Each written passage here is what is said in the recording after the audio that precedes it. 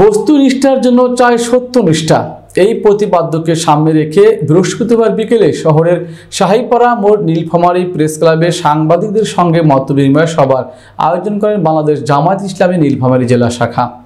এ সময় বক্তারা বলেন, ফ্যাসিস্ট আওয়ামী লীগ সরকারের আমলে সাংবাদিকরা সত্য প্রকাশে বাধার সম্মুখীন হয়েছে, নির্যাতিত হয়েছে।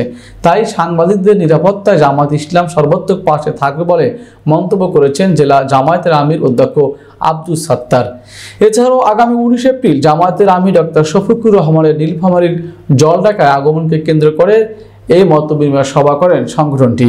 সভা উপস্থিত ছিলেন জামায়াতের কেন্দ্রীয় মজলিসে শুরার সদস্য জেলা আমির অধ্যক্ষ আব্দুস সাত্তার, কেন্দ্রীয় মজলিসে শুরা সদস্য এবং বীর মুক্তিযোদ্ধা মনিরুজ্জামান মন্টু, জেলা নায়েবে আমির ডক্টর মোহাম্মদ খায়রুল আনাম, সদর উপজেলা শ্রমিক কল্যাণ ফেডারেশনের সভাপতি আব্দুস সাত্তার, শহর জামায়াতের secretary advocate Anisur Rahman Azad, Nilphamari press ক্লাবের ভারপ্রাপ্ত সভাপতি আতিয়া রহমান, সাধারণ সম্পাদক নূর আলম, সাবেক সভাপতি তাহমিন হক ববি, সাধারণ সম্পাদক হাসান রাব্বি প্রধান, জেলা রিপোর্টার্স ইউনিটির সভাপতি স্বপ্না আক্তার, সাধারণ সম্পাদক আল আমিন সহ জেলায় কর্মরত প্রিন্ট ও ইলেকট্রনিক্স মিডিয়ার সাংবাদিকরা।